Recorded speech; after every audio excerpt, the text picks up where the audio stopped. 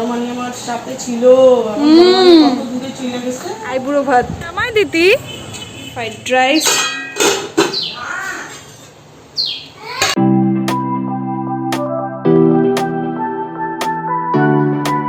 Hello everyone, welcome back to my channel Dikshanta mama's lifestyle. আজকে আর কি আমাদের রুমে আর কি কিছু লোকের ইনভাইট আছে। সাত সমুদ্রের তেরো নদী পার থেকে আসা লোকের ইনভাইট আছে, তারাই আজকে আসবে। আজকে ওয়েদারটা ভীষণ মিষ্টি একটা ওয়েদার, মানে ঠান্ডা ঠান্ডা আছে, বেশ ভীষণ ভালো আজকের ওয়েদারটা।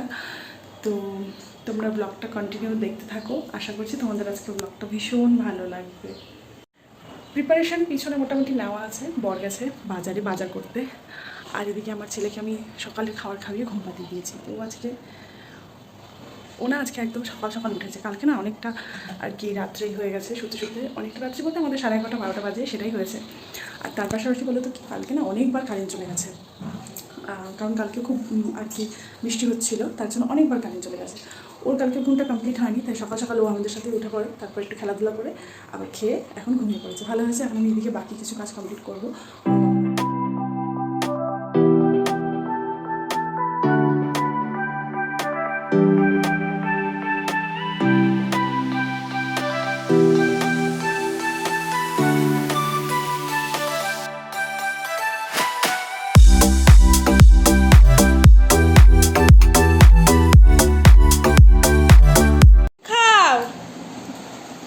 কি খাও তুমি? মিষ্টি মা মিষ্টি মানে এত মিষ্টি খাচ্ছ? মানে মিষ্টি খাওয়া দিচ্ছে, মানে চলে উলি বাবালি।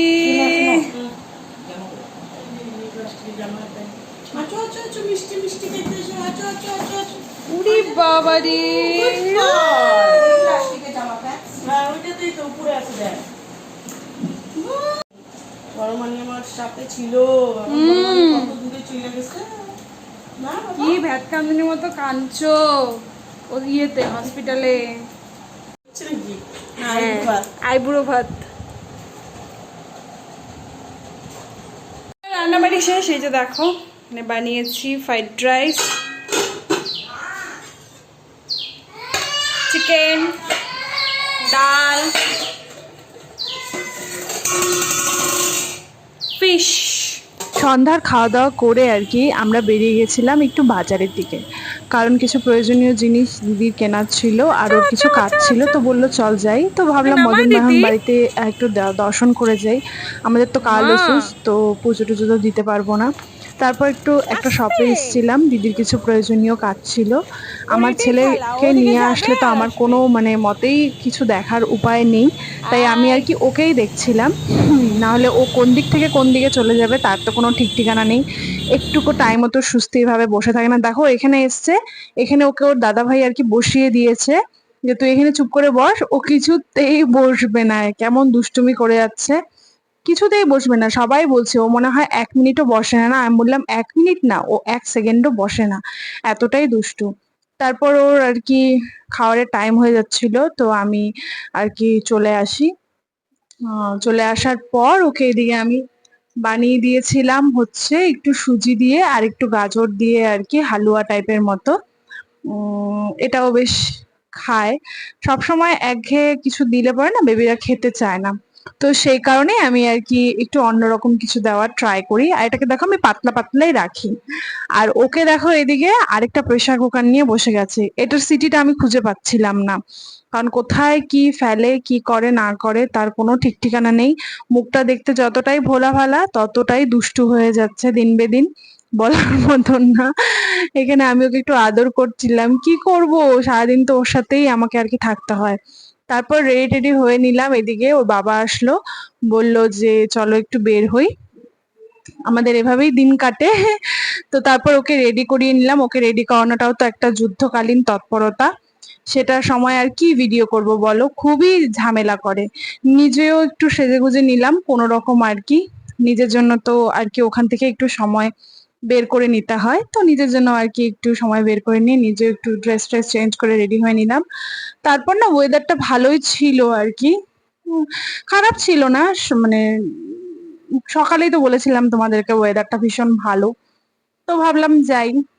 একটু বের হই, ওর বাবা যখন বলল যে বলে না নাই মামার থেকে কানা মামা ভালো, তো বললো যখন তখন বেরিয়ে পড়ি। কারণ ওর বাবা আবার কখন বিজি হয়ে যায় তখন আবার কোথাও যাওয়াই হবে না।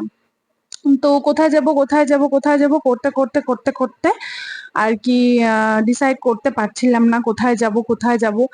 আর কুটুও সমস্ত জায়গায় গিয়ে এত ছোটাছুটি করে যে সব জায়গা ওর জন্য ফ্রেন্ডলি হয়ও না।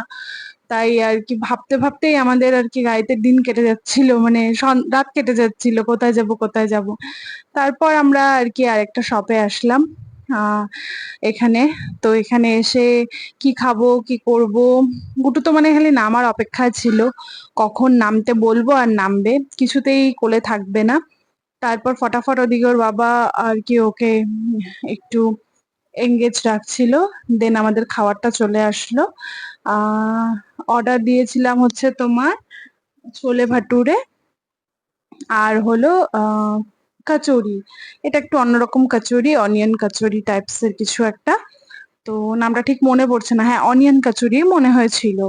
তো তারপর এটা ভালো ছিল খেতে জানো তো, বেশ টেস্টি ছিল।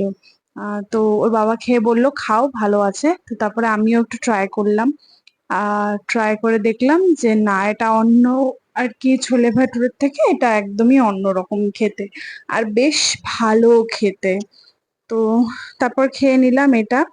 আর ওদিকে আমার ছেলেকেও একটু দিতে হবে, না হলে ও তো ভীষণ পরিমাণে চিল্লাচিল্লি করবে।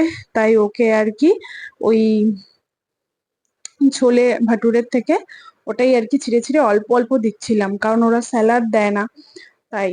তো কচুরিটাও ট্রাই করে নিলাম।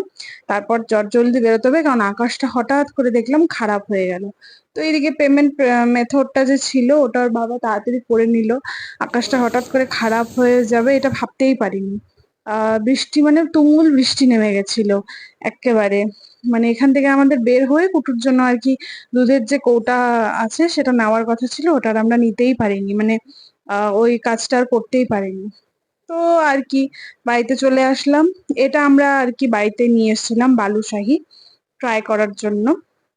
বেশ ভালো ছিল জানো তো, মানে খুব মিষ্টিও ছিল না আবার একদম কম মিষ্টিও ছিল না, সবকিছু মিলেমিশে আর কি আমাদের দুজনেরই খুব ভালো লেগেছিল।